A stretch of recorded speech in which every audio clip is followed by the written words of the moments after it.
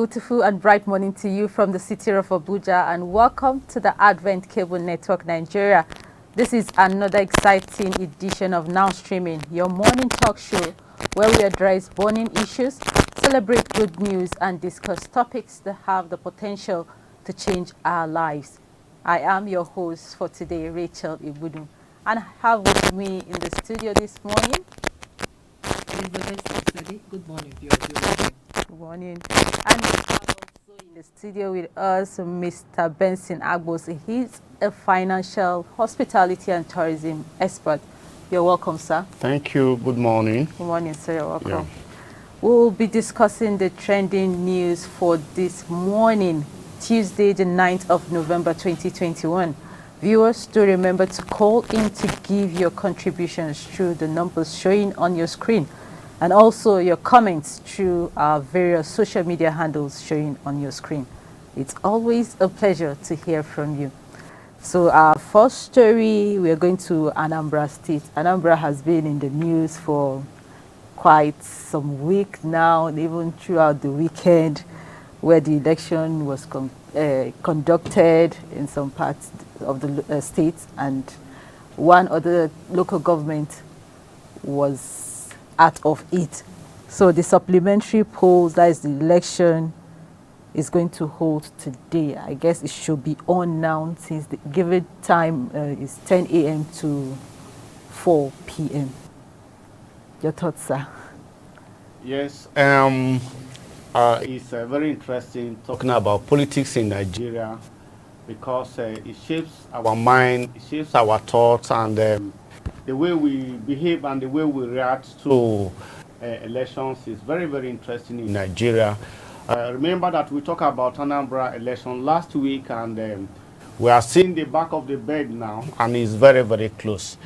The election is, the Ihala is holding today, night of November 2021. And from what I've seen so far, the election has been going on very well. We've been praying for a peaceful election in Anambra State.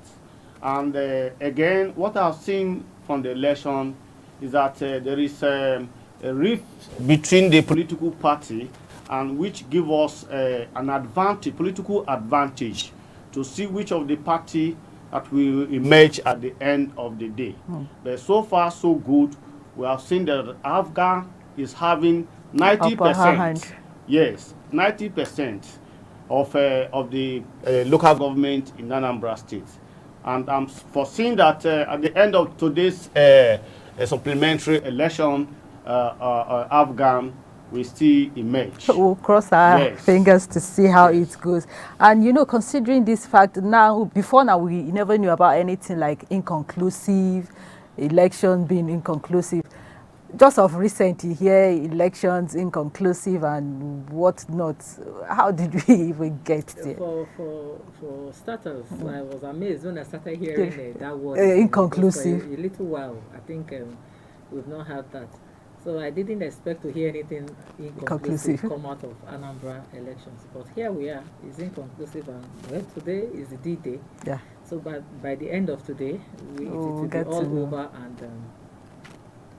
the people of Anambra will know. We'll decide. Yes, we decide. We know who their governor is. And you know, like before the day, there are fears considering the sit at home thing, the IPOP, thinking it will be bloody and stuff like that. But with the way things turn, right? yes. Yeah, surprisingly, because there was this news going around that IPOP has said no, everybody should come out and vote, because they cannot just have, they need a leader anyway. The state has to be led, you know, and but unfortunately, it's not even IPOP that was the challenge now. The challenges that they had, the hiccups they had coming so far has been from INEC themselves, that the BVS methods that they decided to use this period were not functional. According to reports, people turned out en masse to vote, and but because of that challenge, most of them could not vote due to this the process upon which they used. I just hope the subsequent elections they will get it right by yes. And coming from Yaga Africa, it's an international body who regulates elections, supervises elections, they are saying, calling out INEC over poll manipulation rumors. I think they linked this to one ad hoc staff who tried to manipulate elections. You know, stuff like that, things like that, this, definitely. You can't turn a blind eye to it. It will sure happen. Yeah, according to Star, are you going to say No, something? say There were something reports first, that somebody, one of them, someone was held under duress to make announcements, and the INEC. Like I followed that when the election, the returning officer was giving his report, and I was like, wow. So you can imagine that a lot of bad records this period.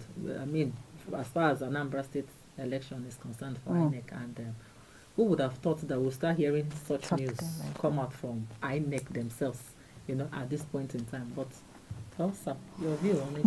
Yes, originally INEC supposed to be an independent body, and that leads us to some structures and system in Nigeria. When we look at INEC as a political system, political structure, are supposed to be independent. They're supposed to be 100% independence. And I'm advocating that the judiciary should be able to make an INEC independent. That is exclusive of presidential control.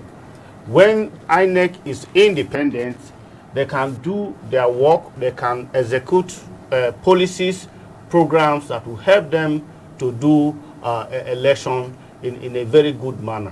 Why we are still talking, we should not forget that Nigeria is a heterogeneous society. There are levels of categories of people we find in our community.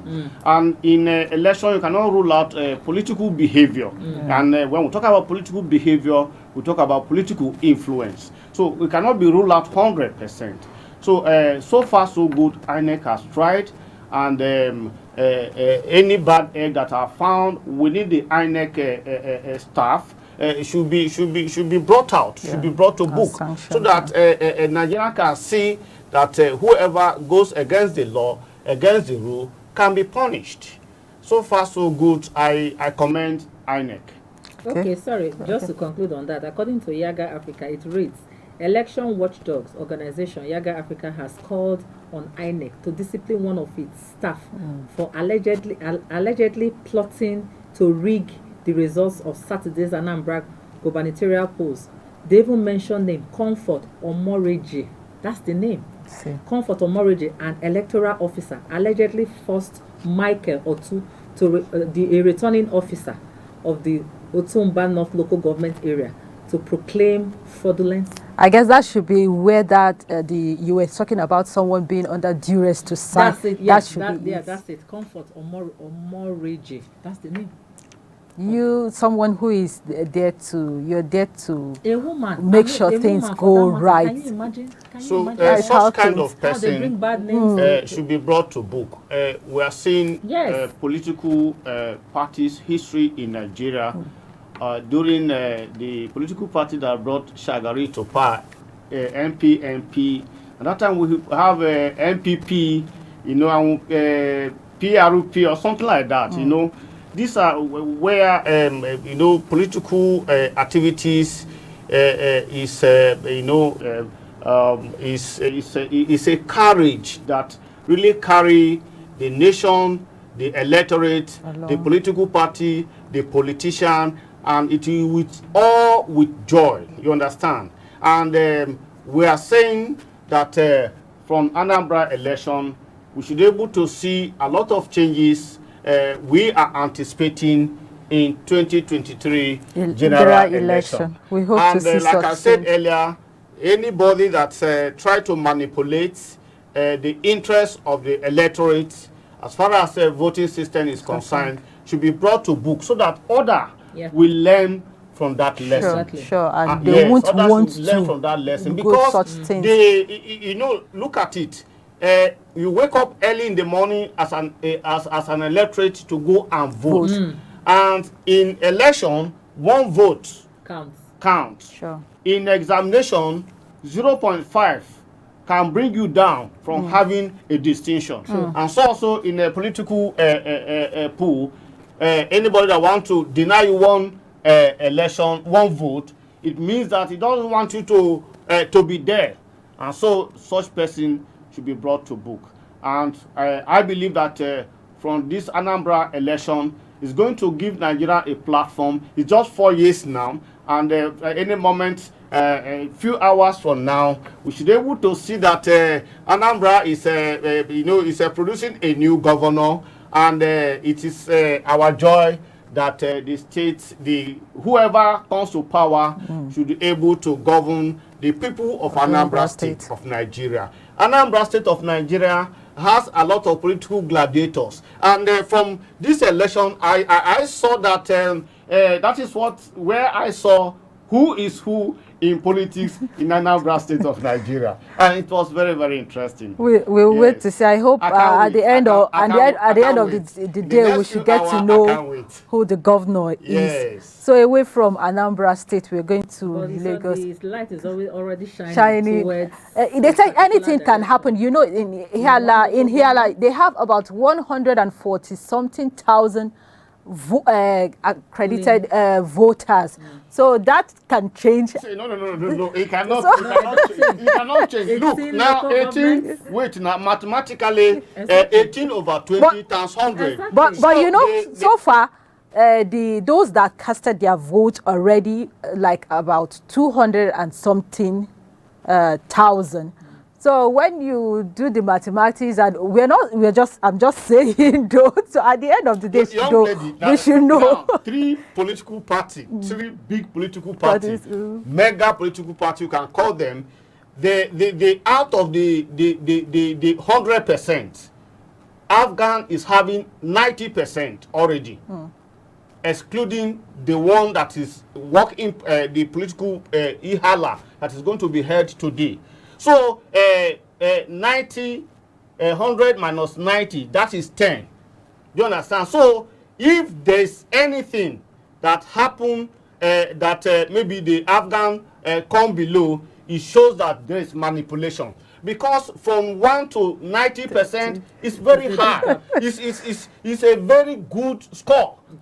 It's a very good score. I know at the end of the Nigerian, result, yeah. I don't want to see anything below 90%. I want to see 95, 98, and of course, they will not get 100% because of other political party. I call it political shares. All right, so we'll wish them well, and we hope other parties will just take the result the way it comes and let peace reign. They will have no choice but to do so, because at least so far it's been transparent enough. Definitely, others will like it. As of yesterday, hearing APC is going to court. Going to court for what? Like when the winner has not even been declared. So what are you going to court for?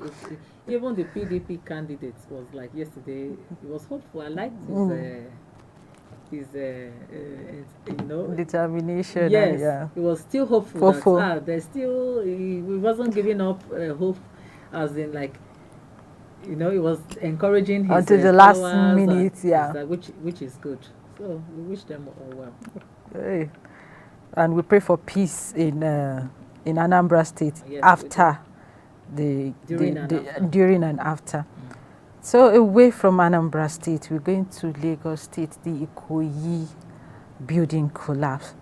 Lagos Assembly seeks compensation for bereaved family. I will take it from here. It says Lagos House of Assembly has called on Governor Babajide Sanwo-Olu to compensate families of the victims of the collapsed 21-story building in Ikoyi.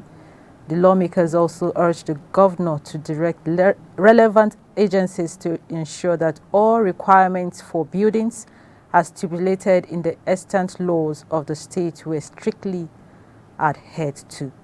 So with that statement, are they trying to tell us that all requirements were not followed? And it must have been approved.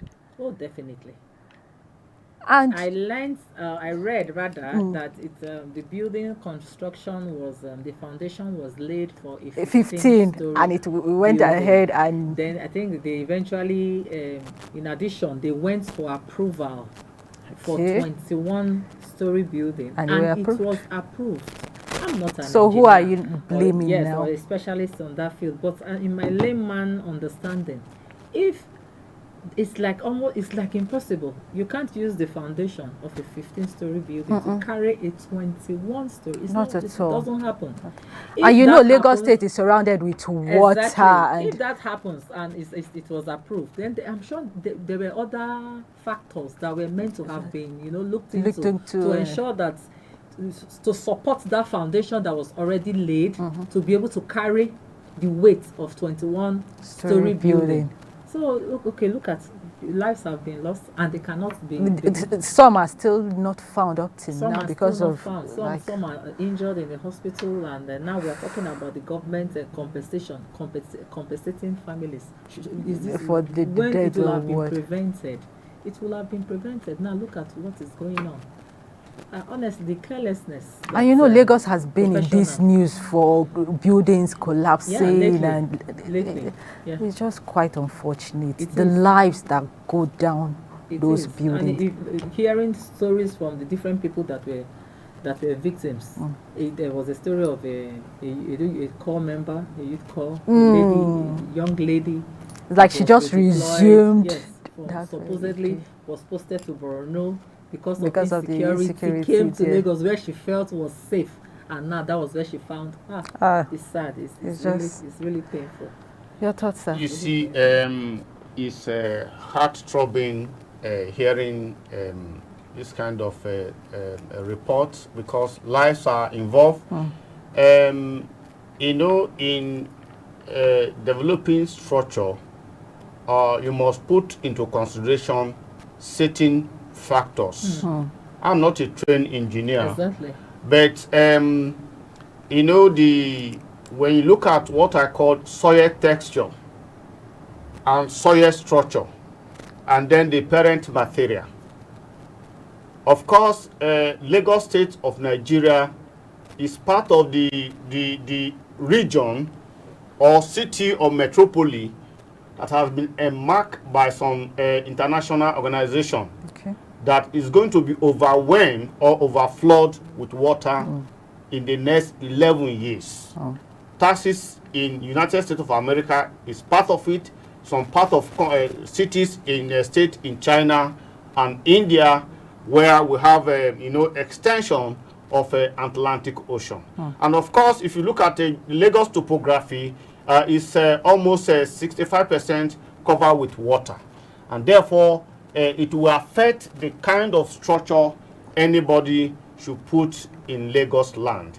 It's also about to construction of road, construction of housing, construction of any heavyweight structure, that has to be put on where we have a lot of water.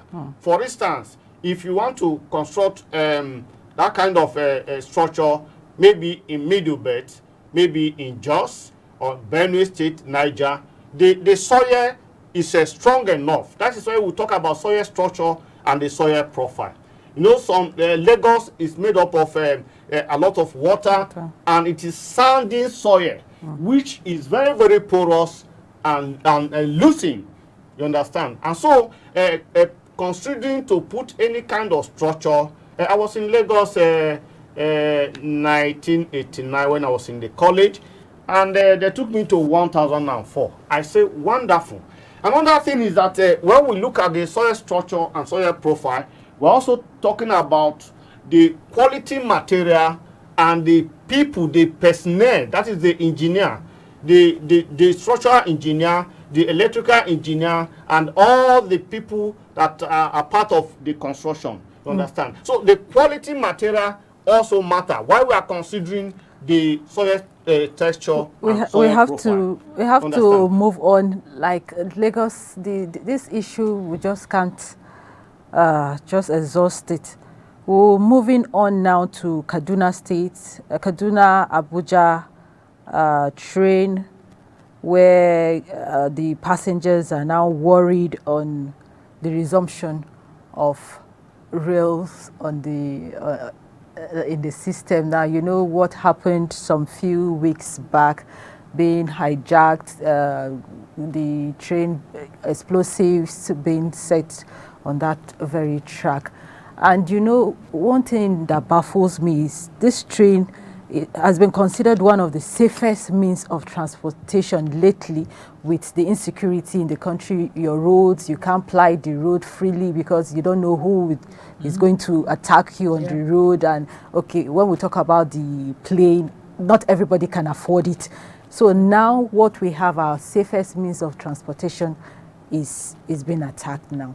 This is now a worry to the passengers. So I don't know how one is meant to travel. It's not just a worry to the passengers, it's a worry to all of us, even those of us that haven't plied it, that haven't gone through it. It's worrisome. When I heard about it, I was like, even when people tell me that they are traveling by train, I was always like, okay, let's hope actually it's as safe as it's meant to be. Then the day I heard that news, I said, God, it will mean actually they did it, you know. And funny enough, if not that the former senator Shehu Sani was inside, he was even the one, according to that, first who went to his Facebook page and announced that the train it was boarded and going to Kaduna was attacked, and they would trivialize it and say it was not targeted at the passengers, that it was just it was the track, the rail track that were targeted. Okay, if the rail track were targeted, is that not targeting the passenger? Sure. Is it okay for the track to be destroyed? And if it's destroyed, then how would they move over? Okay, let's assume that train stopped. Are you telling me, okay, they will have just stopped and they didn't target the passengers and they will have just let go of them? These are bandits we're talking about that have been kidnapping and killing. Okay, and another annoying part of it is that they still say suspected bandits. Why are they still being called suspected? Why are they? They are still in suspect. They are still you would say they are pampering them. That is what is happening. I can't get it. It's not making any sense. It's not making sense. And funny enough, in his narration, the former senator, he said while the explosion happened, that they were still there and firing, targeting the driver. That was according to his narration. Yeah. He said they were firing. So why would people now say that they were? And if they get the driver, then he lose controls, that's it. Yeah. They would derail it. According to him, he said it was a miracle. It's a testimony that they escaped it, that the train didn't stop. Assuming they stopped, you and I, let's just imagine. And a train accident, it's not something it's bloody. It's always bloody. It's as bad as a plane crash because of the speed. You know. Tell your thought. Yes, the Abuja Kaduna attack is an extension of insecurity in our land, and it's also we're also calling the government and the railway authority to provide adequate security along the track, because the railway is usually found within not within the city. It passes through the city, cut through the bush and some other places. So if there's adequate security in terms of human and in terms of technology particularly, that where a train is coming, let's talk about planting of explosion, the technology should be able to detect that there is danger, you understand? It will also go a long way. Exactly. It will go a long way because train is made up of coaches, and each coach contains a lot of passengers. And we could imagine when we have a train derail, a lot of life is going to be involved, and the extra care must be taken, because looking at the population in Nigeria, railway transportation is coming to complement the road transport and our roads are not good, and it's a call to the government and to all the stakeholders to ensure that passengers' lives are safe. No. Thank you very much. Viewers will be going on a short break now as we join the official charge of the primate at the ongoing DIFCON here in Abuja. When we come back, we'll continue from where we stopped. Please stay tuned. What shall we render to God Almighty? The fruits of our lips are the music that brings down the presence of God on earth. The Encounter of Praise presents soul-lifting praises, sonorous hymns, classical and contemporary sounds that would uplift the name of God and bring down His presence for our awesome blessing.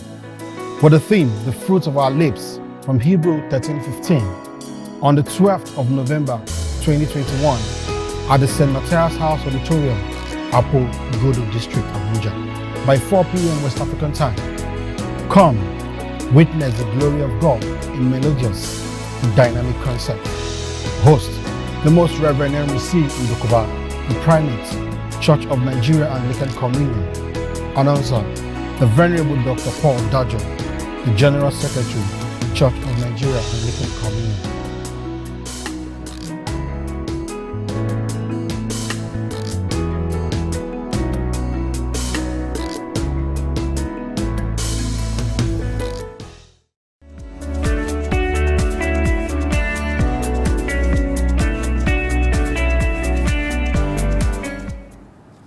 Thank you, viewers, for staying tuned. We still have in the studio with us, we have Elizabeth. I'm still here. Welcome back. Yes, we are still here, and we also have Mr. And of course, Agus Benson. I'm still in the studio. Yes. And before the break, we've touched on some stories from Anambra State to Lagos, and we'll continue now as we take this story.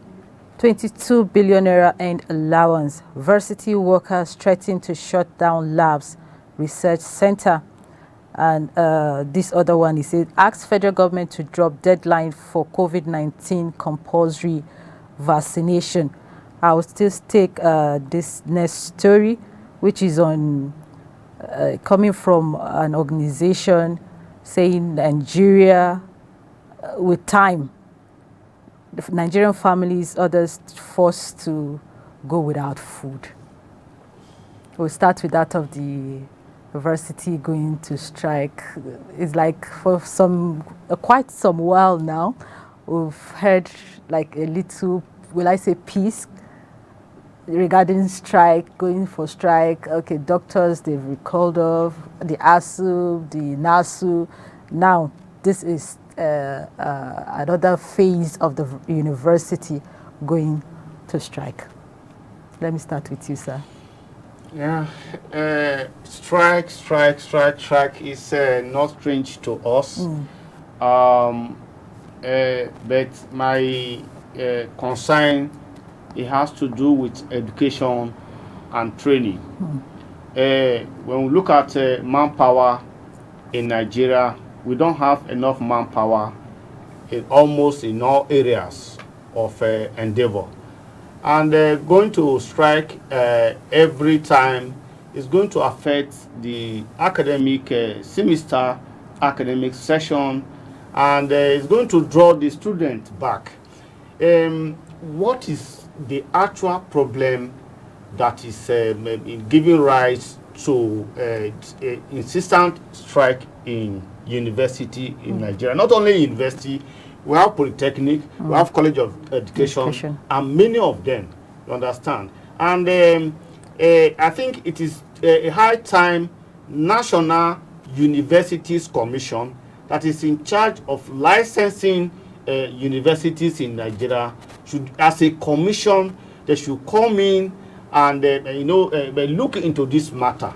Why is it that within 12 months in a year, university will go to strike like 1, 2, 3, 4 times, and they end up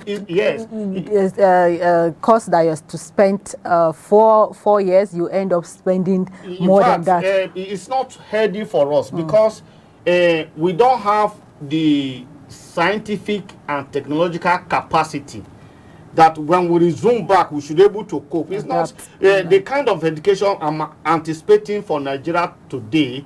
It's not issue of going to the going to school, crying your books, and then you come out and this and that and that. No. It's beyond that. Other nations are giving quality assurance education and training to their citizens, and when they come out, they go into production, and that is why unemployment rates is very high in Nigeria, because every year we produce graduates, corpers that can hardly write a formal letter or to give you a formal address of a formal letter or formal application or whatever. So now, by considering a strike again, you know that it will now retardate their performances. So the Federal Ministry of Education, National University Commission should come in and intervene in this matter. That within 1, 2, 3, 4, 5 years, we should be able to express less strike within the academic session or within the educational system. And I think this will go a long way to help our students, to help our educational system, and to fortify it. Sure.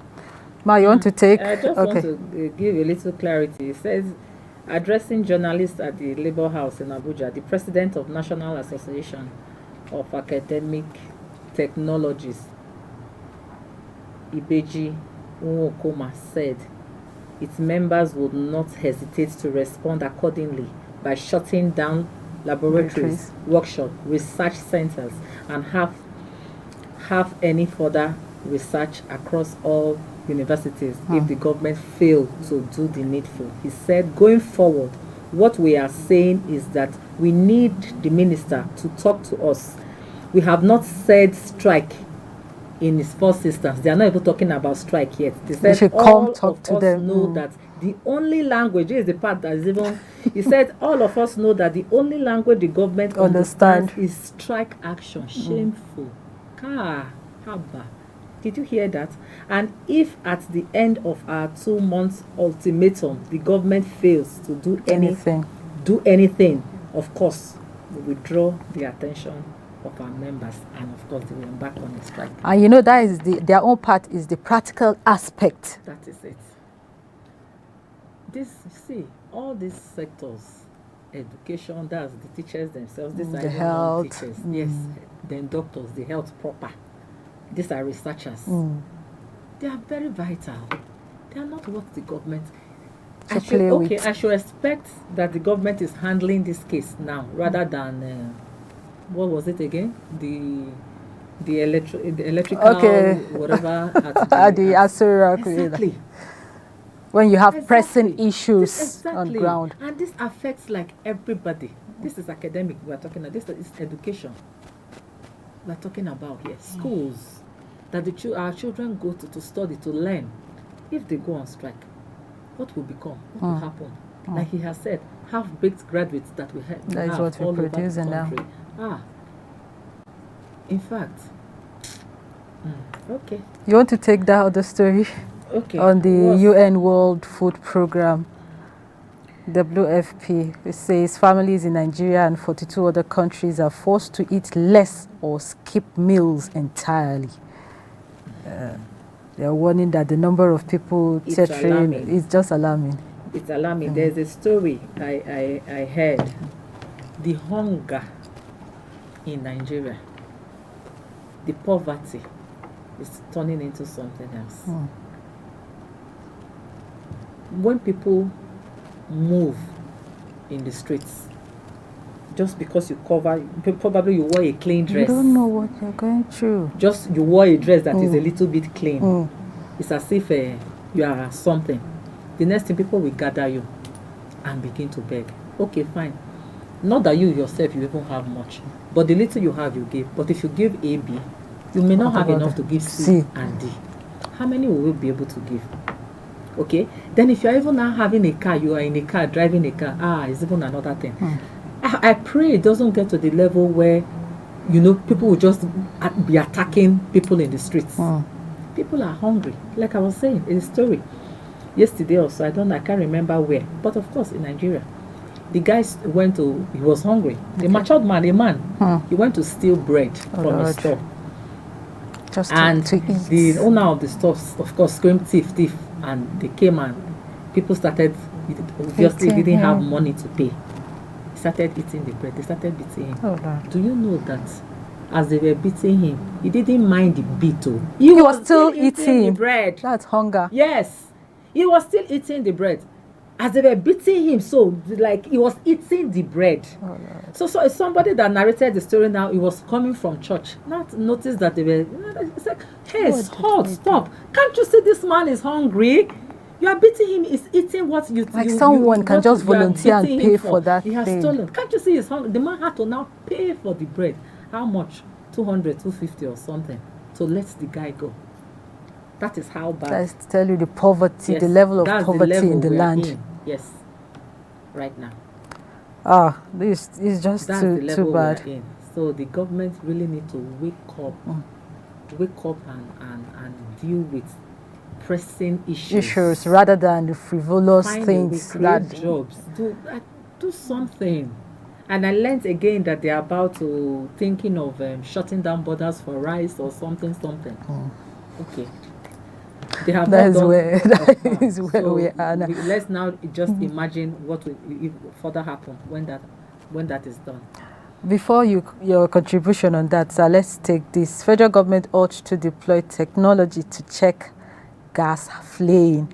And another story again, like when I was coming in with my aunt this morning from home, she was complaining of queues in filling stations. Some of the filling stations like shut down, and I don't know where we are headed to. You know, the gas of a thing, it was even predicted before the end of the year it will get to 10,000 naira, and it's getting there. It's getting there. It will get there before the end of the year, before Christmas. Gas, how much is it now? 8,500, 9,000, depends on where you are buying from. Some even buy 9+. Oh, yes. Already. 9,000, just 1,000. Yeah. How much away? A few hundreds. If it will not go beyond, I hope it will not get to like 12k. To buy just 12 kg of gas. It's something, and it's not as if for you to say let people go alternate by firewood and all that. How cheap is kerosene? Even diesel. How cheap is kerosene? How cheap is kerosene to alternate? So they have work. Yes, they have work. Looking at food cost of living in Nigeria now is very, very high. It's very, very alarming.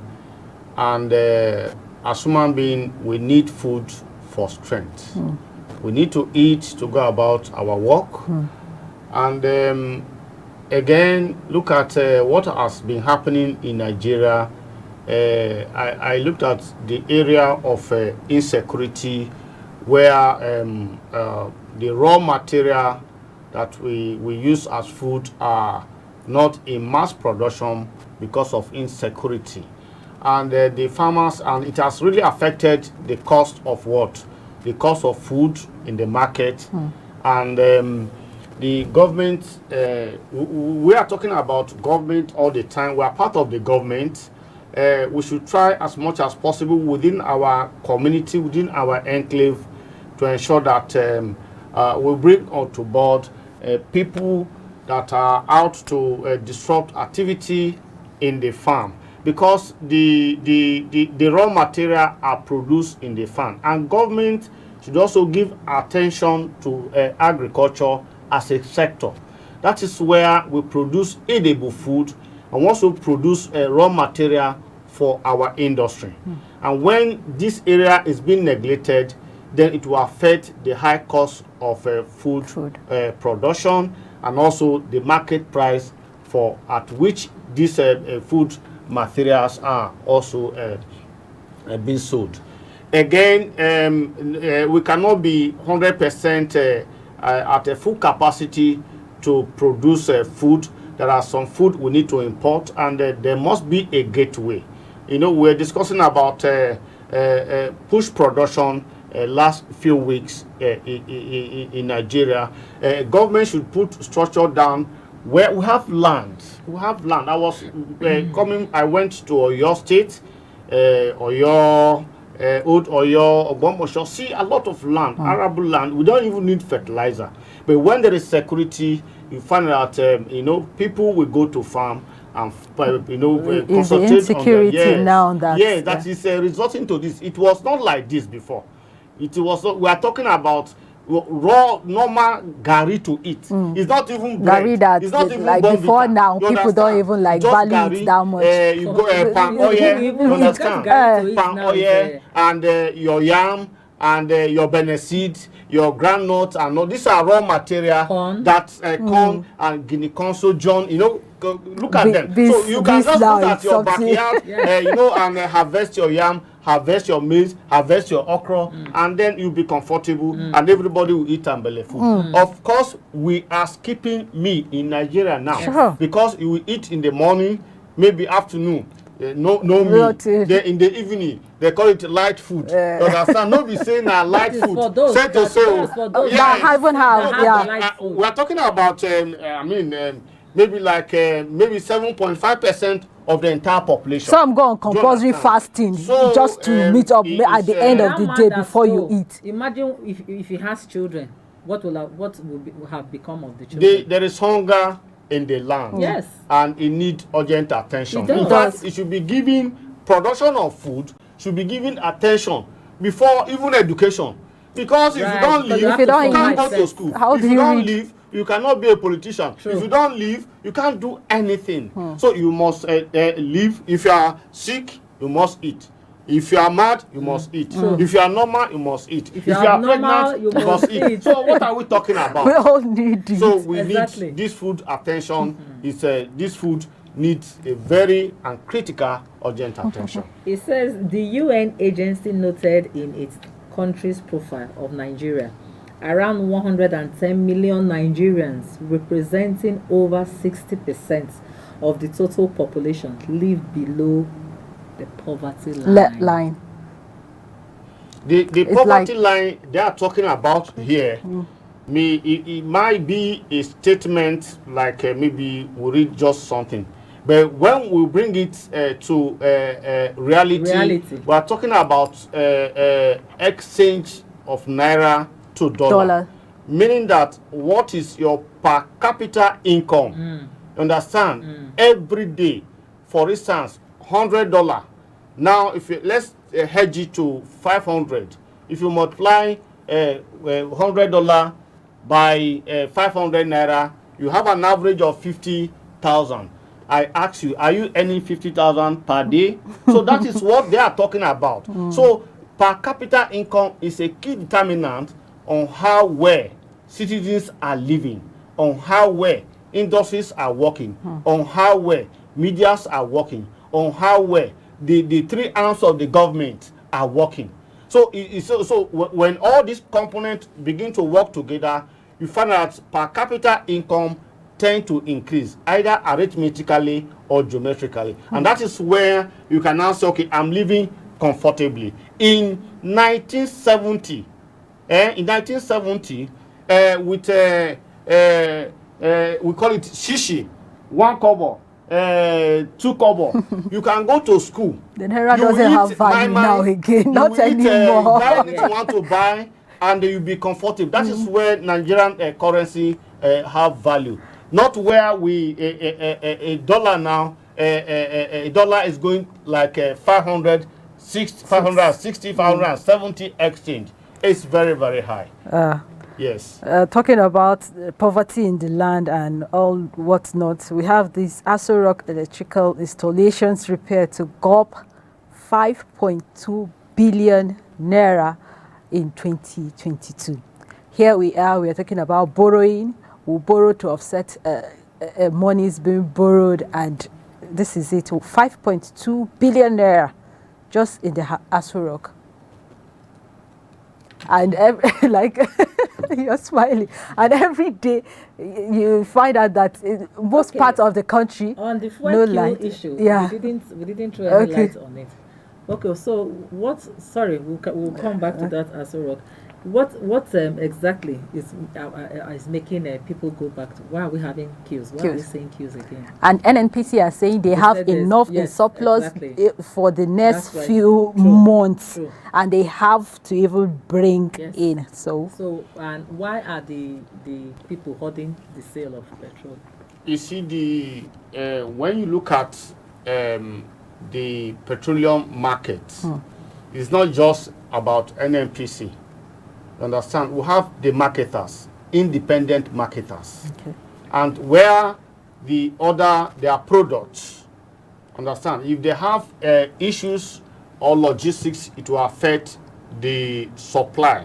And where Nigerians were quick to react and to activities. You understand? Because in logistics, that is distribution, transportation, delivering of this product, our roads are not good. So where there is the point of collecting fuel, the point of arriving at the filling station, it takes a long period of time because the road is not good.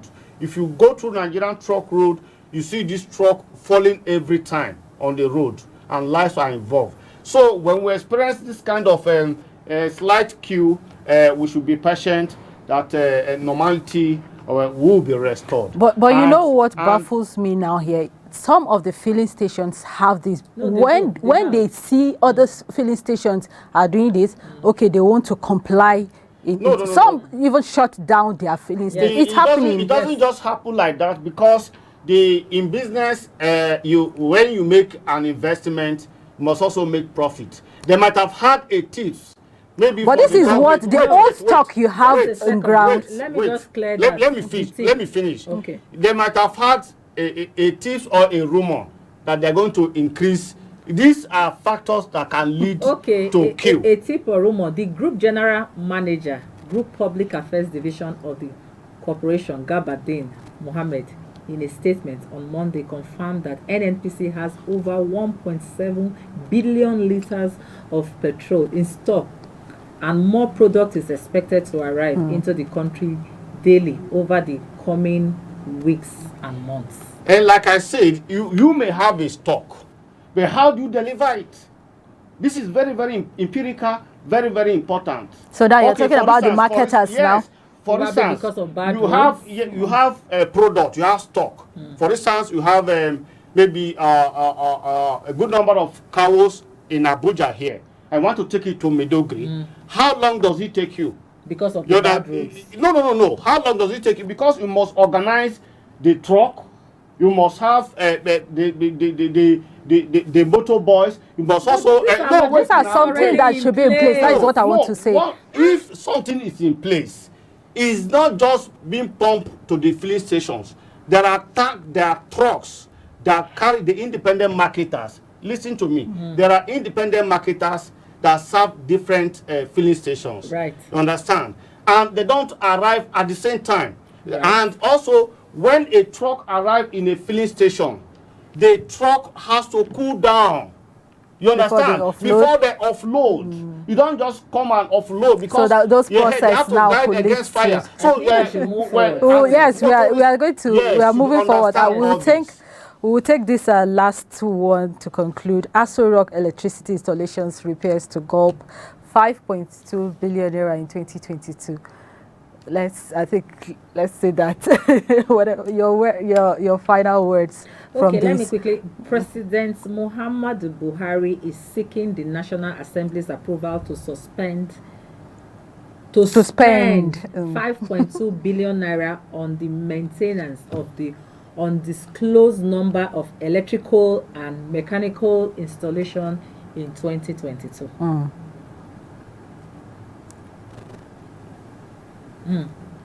Well, what is your view? Because do we have the anchor person? What is your view about it?